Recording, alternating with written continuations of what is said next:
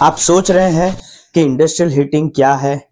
आपको शायद पता होगा कि गीजर में जो लगता है वही इंडस्ट्रियल हीटर है। तो ये वीडियो इंडस्ट्रियल हीटर कैसे बनता है, उसके पीछे का साइंस क्या है, वो उसके लिए ये वीडियो है। Hi, my name is Ravi Bhavsar and I am the founder of Hitbird heating solutions private limited. मैं अभी एक BNE मीटिंग में गया था और वहां पर मैंने जब बताया कि मेरी प्रोडक्ट है इंडस्ट्रियल हीटर्स, तो सरप्राइजिंगली बहुत लोगों को ये नहीं पता था, और जिनको पता था वो उन्होंने यही बताया, हाँ भाई वो गीजर में लगता है वही ना, हाँ वो पानी गर्म करने के लिए जो कॉइल यूज होता है। इसीलिए मैंने ये तय किया कि इसके ऊपर इंडस्ट्रियल हीटर्स के बारे में एक वीडियो बनाया जाए और आप लोगों के साथ ये इंफॉर्मेशन शेयर की जाए। इंडस्ट्रियल हीटर क्या होता है? इंडस्ट्रियल हीटर्स सारे जो मैन्युफैक्चरिंग यूनिट है, जितने भी सेक्टर्स है, चाहे वो प्लास्टिक इंडस्ट्री हो, पेंट इंडस्ट्री हो, विंड पावर इंडस्ट्री हो, टेक्सटाइल इंडस्ट्री हो, केमिकल्स हो, फार्मास्यूटिकल हो, स्टील इंडस्ट्री हो, ऑयल एंड गैस इंडस्ट्री हो, वाटर इंडस्ट्री हो, वाटर ट्रीटमेंट प्लांट हो, ET प्लांट हो, तो बहुत सारे जितने भी सेक्टर्स है वहां पर अलग अलग टाइप की हीटिंग एप्लीकेशंस होती है। वहां पर ये इंडस्ट्रियल हीटर्स यूज होते हैं। उनकी हीटिंग एप्लीकेशन के हिसाब से हम रिक्वायरमेंट लेते हैं, उनको डिजाइन करके देते हैं।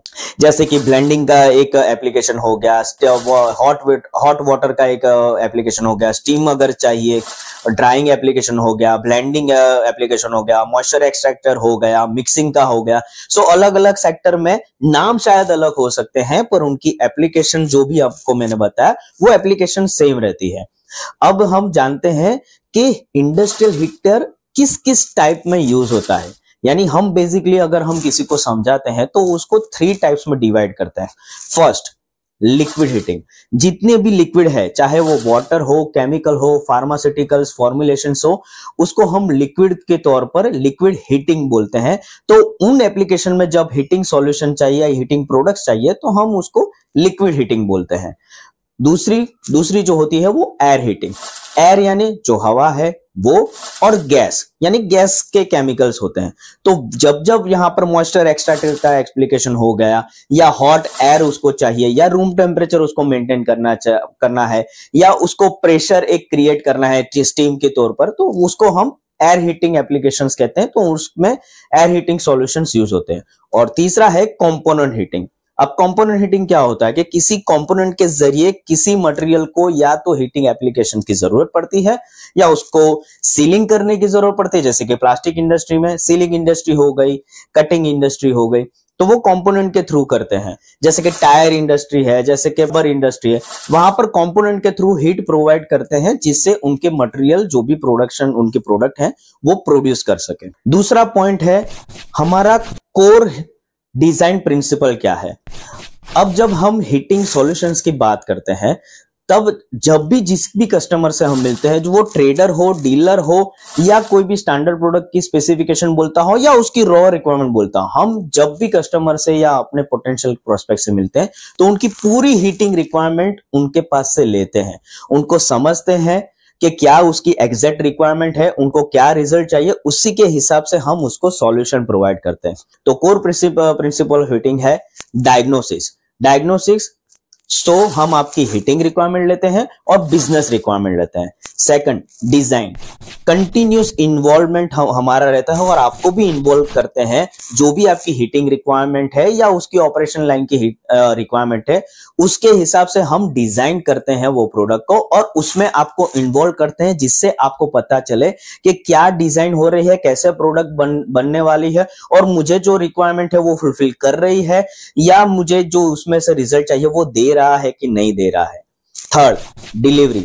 जब हमने आपकी बिजनेस रिक्वायरमेंट और हीटिंग रिक्वायरमेंट आपके पास से ले ली, उसको समझ ली, देन आफ्टर आपको इन्वॉल्व किया, हम भी इन्वॉल्व हुए उसकी डिजाइन करने में। जब डिजाइनिंग और हीटिंग रिक्वायरमेंट का प्रोसेस खत्म हो जाता है, तब आता है delivering that product, high impactful product, जो आपको वही रिक्वायरमेंट को सॉल्व करके दे और आपको रिजल्ट जो चाहिए वो रिजल्ट आपको दे। Development, hand holding and continuous आपको एक्शनेबल्स मेजरेबल आपको प्रोवाइड करते हैं जब हम डिजाइन करते हैं तभी के तौर पर कि जो भी आपकी हीटिंग रिक्वायरमेंट है, जो भी आपको रिजल्ट चाहिए वो आप कैसे मेजर कर सकते हैं, और जो भी फ्यूचर में अगर आपको कोई डिफिकल्ट आने वाली है जो हमको पता ही है कि वो आने आ सकती है, तो प्रिकॉशंस जो भी लेने हैं, या आपको फेलियर थोड़ा बहुत आया, या आपका कुछ भी प्रॉब्लम अगर कुछ आती है, जो हमने एक लिस्ट बना के रखी है वो आपको प्रोवाइड करते हैं जिससे आप उसको ट्रैक कर पाए और मेजरेबल एक्शनेबल आप ले सके, जिससे आपकी प्रोडक्शन लाइन हाईएस्ट पोटेंशियल आप अचीव कर सके। एक केस स्टडी में लेते हैं कि आपको मैं समझा सकूं कि कैसे हमारा साइंस हीटर को डेवलप करने में वर्क करता है और कैसे हम आपको कस्टमाइजेशन सॉल्यूशन देते हैं। अब हमारा एक कस्टमर है आनंद बेस, जो मोगर में उसका प्लांट बना है, उसको 2 कैलोरीफायर की रिक्वायरमेंट थी। अब कैलोरीफायर वो बोल रहे हैं, तो हमने पहले तो उनकी रिक्वायरमेंट समझी कि आपको किस तरह की रिक्वायरमेंट है, क्या आपको चाहिए, कैसे चाहिए, आपका पहले का प्रोसेस क्या है, उसके बाद का प्रोसेस क्या है, कौन सा मटेरियल है, मटेरियल का टाइप क्या है, वो कौन से वॉल्यूम में रहने वाला है, अगर उसमें कुछ प्रेशर है तो कितना प्रेशर है, आपको मटेरियल किस टाइप का है जिससे हम डिजाइन कर सके उसी कंफर्टेबल मटेरियल में उसको हम डिजाइन कर सके। हमने रिक्वायरमेंट ली, पूरी डिजाइन उनके लिए बनाई, उनको इन्वॉल्व किया कि ये आपकी डिजाइन रहेगी। Then after they approve we deliver that product. अब डिलीवर करने के बाद उनको एक प्रॉब्लम आई, हीटिंग एलिमेंट जो उसमें था, या हम उसको बोलते हैं इमर्शन हीटर था, वो उड़ गया। अब जब वो हीटर उड़ गया तो हमने उनके पास से पूछा कि भाई फोटो मांगा कि भाई जो भी फोटोज है उड़े हुए हीटर की वो आप हमें दे दीजिए। तो जैसे ही हमने फोटोज देखा हम समझ गए कि ये ज्यादा स्केलेबल पानी यूज करने की वजह से हुआ है। मैंने आपको पहले भी बताया था ये केस स्टडी में, मैं आपको यही बताना चाहता हूं, जब हम आपकी हीटिंग रिक्वायरमेंट लेते हैं तो पूरा का पूरा डेटा आपके पास से लेते हैं कि आप क्या यूज करने वाले हो, कौन सा मटेरियल यूज करने वाले हो, कौन सा प्रोडक्ट उसके हीटिंग एप्लीकेशन की रिक्वायरमेंट है, उसमें आपका प्रोडक्ट का टाइप क्या है, उसका वॉल्यूम क्या रहेगा, प्रेशर क्या रहेगा। तब जब हमने ये रिक्वायरमेंट उनके पास से ली थी तो उन्होंने हमको बोला था कि आरओ का पानी आएगा, पर वो यूज कर रहे हैं बोर का पानी। अब बोर का पानी स्केल वाला होता है, तो स्केल की वजह से ही उसको उनके हीटर डैमेज हुए, क्योंकि हमने तो रिक्वायरमेंट उनके पास से ली थी आरओ के पानी के हिसाब से, तो हमने हीटिंग एलिमेंट्स और उसको जो टैंक हमने बनाया कैलिफायर की उसके हिसाब से ही उसका मटेरियल चूज किया और उनको इन्वॉल्व भी किया जब डिजाइन कर रहे थे। तो हमने तुरंत ये बताया कि या दिस इज योर रिक्वायरमेंट, और उसके हिसाब से हमने ये डिजाइन दी थी। वो तुरंत समझ गए कि कहां पर प्रॉब्लम आ रहा है, उन्होंने तुरंत वो प्रॉब्लम को सॉल्व किया। बट यस, फॉर हमको उनको सपोर्ट देना था, हमने जो उनको प्रॉमिस किया था, तो विद इन 1 डे वो हीटिंग एलिमेंट हमने उसको भेज दिए और उनको पूछा कि भाई आपको इंस्टॉलेशन की आदमी की जरूरत है कि नहीं है। डेफिनेटली हमने उसको पूछा, पर यस उनके पास ऑलरेडी उनका मेंटेनेंस का पर्सन था, तो उन्होंने रिप्लेस कर दिया और उनका कैलोरीफायर फिर से चलना पड़ा। तो ये जो केस स्टडी है या जो ये वीडियो है उसमें मैं आपको समझाना ये चाहता हूं कंक्लूजन कि हीटबर्ड का कमिटमेंट है ये कि आप अपनी स्टैंडर्डाइज प्रोडक्ट की रिक्वायरमेंट देंगे या कस्टमाइज प्रोडक्ट की रिक्वायरमेंट देंगे या रॉ रिक्वायरमेंट देंगे।